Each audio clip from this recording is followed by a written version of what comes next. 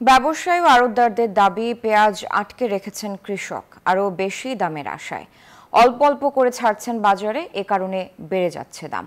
তাদেরকে সরকার নির্ধারিত দর ৬৫ টাকা কেজিতে বিক্রি করতে বাধ্য করার কথা বলছে স্থানীয় প্রশাসন। তবে অর্থনীতি বিশ্লেষক বলছেন পেঁয়াজ মজুত রেখে বাজার অস্থিতিশীল করার সামর্থ্য নেই কৃষকের। সরবরাহ চেইনে অসাধু ব্যবসায়ীরা সৃষ্টি করছেন কৃত্রিম সংকট। আবার সেঞ্চুরি করেছে পেঁয়াজের দাম।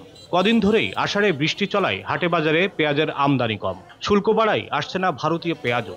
এসব ইস্যু ধরে বাড়িয়ে দেওয়া হয়েছে দাম। অন্য সব নিত্যপণ্যের বর্ধিত মূল্যের সঙ্গে নতুন করে পেঁয়াজের মূল্য বৃদ্ধিতে নাভিশ্বাস নিম্ন আয়ের ভোক্তাদের। কিনার বাজারে এসে দেখি যে অতিরিক্ত প্রতিদিন বাড়ছে, এ থামার কোনো লক্ষণ নেই। এক পোয়া পেঁয়াজ কিনলাম, এতে 25 টাকা, এরকম হলে পরে 500 টাকার বাজার করলেও ব্যাগ ভরে না। হাট বাজারের আড়তদাররা বলছেন কৃষকই আরো বেশি দামের আশায় ঘরের মাচায় আটকে রেখেছেন পেঁয়াজ।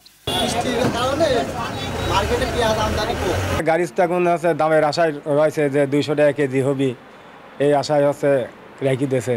আর বাজার স্থিতিশীল করতে সরকার নির্ধারিত মূল্যে কৃষকদেরকে পেঁয়াজ বিক্রি করতে বাধ্য করার কথা বলছেন এই কর্মকর্তা। যে সমস্ত পেঁয়াজ সংরক্ষণাগারে পেঁয়াজগুলো রাখা হয়েছে, সেই সমস্ত চাষিরা যেন ক্রমান্বয়ে পেঁয়াজগুলো বাজারে ছেড়ে দেয় এবং কৃষি বিপণন অধিদপ্তর যে মূল্যটা নির্ধারণ করে দিয়েছে সেই মূল্যে বিক্রি করে। কৃষকরা বলছেন তাদের কাছে পেঁয়াজ আছে, তবে তা পরিমাণে সামান্য।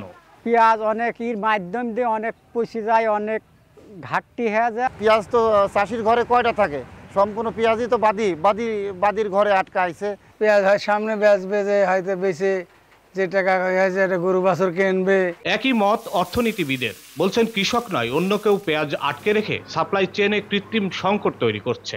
আমরা সরবরাহ কমের কারণে বলছি বেড়ে গেছে, তাহলে আজকে রাতে যখন গভর্নমেন্ট ইম্পোর্ট পারমিশন দেয় তারপরের দিনই কেন দামটা আবার কমে যায়? সরবরাহ চেইনে কৃত্রিমভাবে কোনো সংকটের ব্যবস্থা আছে। ক্লোজ মনিটরিং এর মাধ্যমে সংকট সৃষ্টিকারী পুরো সিন্ডিকেটকে প্রতিহত করা গেলে বাজার স্বাভাবিক রাখা সম্ভব হবে বলছেন এই অর্থনীতি বিশ্লেষক।